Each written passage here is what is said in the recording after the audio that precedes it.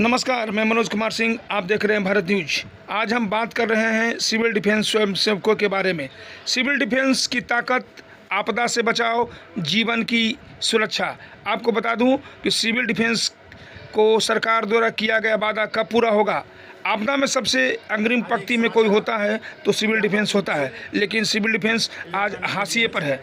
आपको बता दूं, कोरोना काल में पूर्व डीजीपी अरविंद पांडे के नेतृत्व में सिविल डिफेंस के जवानों ने अपनी जान जोखिम में डालकर लोगों की मदद करने में कोई कसर नहीं छोड़ी।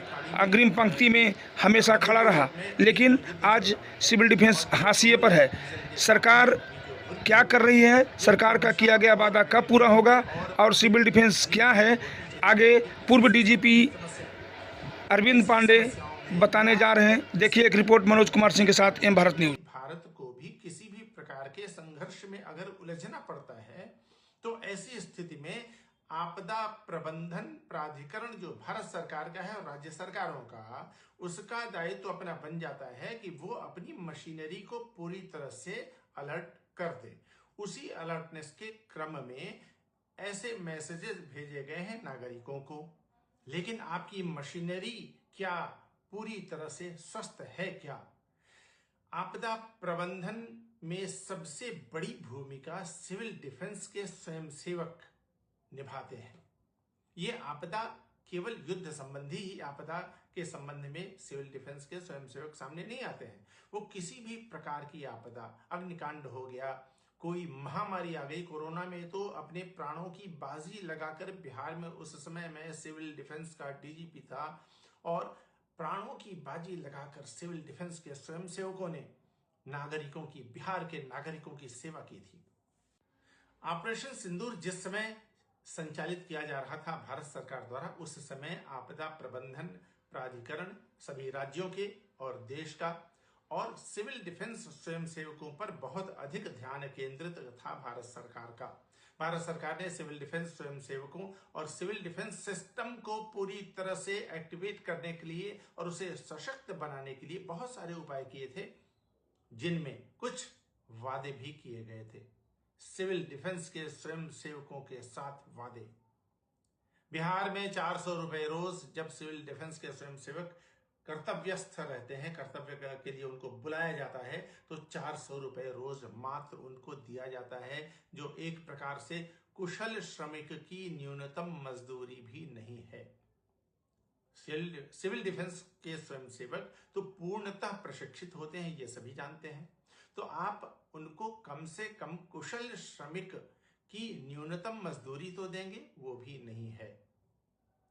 अब मुख्य सचिव बिहार सरकार के उस समय उन्होंने घोषणा की थी, भारत सरकार का भी कुछ निर्देश आया हुआ था कि सिविल डिफेंस के स्वयंसेवकों को 750 रुपए मानदेय प्रतिदिन के हिसाब से दिया जाएगा यदि वे कर्तव्यस्थ रहेंगे।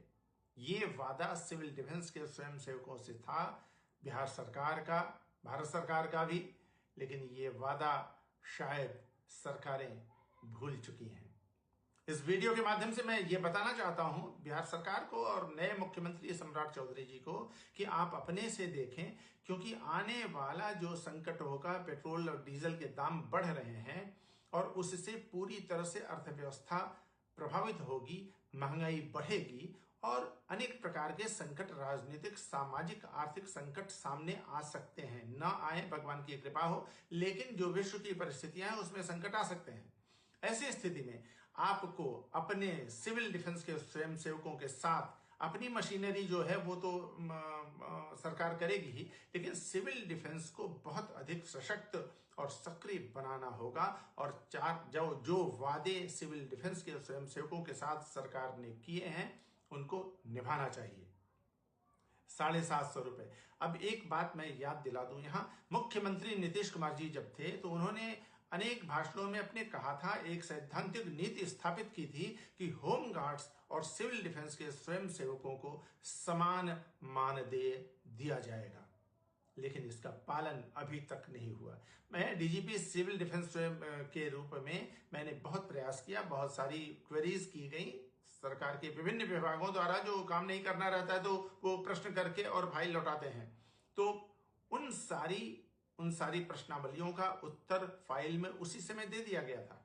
ये बता दिया गया कि विभिन्न राज्यों में सिविल डिफेंस के स्वयंसेवकों को 750 रुपए और उससे अधिक भी दिए जा रहे हैं। पश्चिम बंगाल हो गया, दिल्ली भी हो गया, दिल्ली में भी 700 750 कुछ ऐसा है, अधिक ही है। तो जहां की सरकारें सिविल डिफेंस स्वयंसेवकों का महत्व जानती हैं या फिर उनका उपयोग करना जानती हैं कि कैसे उनका सदुपयोग किया जा सकता है, तो वहां पर ऐसे सिविल डिफेंस स्वयंसेवकों का मानदेय बढ़ा दिया गया है। सम्राट चौधरी मुख्यमंत्री नए हैं और शानदार शुरुआत उन्होंने की है। उनसे मेरा अनुरोध है कि आप सिविल डिफेंस से संबंधित अभी जो मुख्य सचिव हैं प्रत्यय अमृत, वो आपदा प्रबंधन विभाग के भी सचिव थे। उनके समय में ही ये सब घोषणाएं हुई हैं और मुख्य सचिव ने ऑपरेशन सिंदूर के समय ये घोषणाएं की थी। आपदा प्रबंधन में प्रत्यय अमृत भी थे।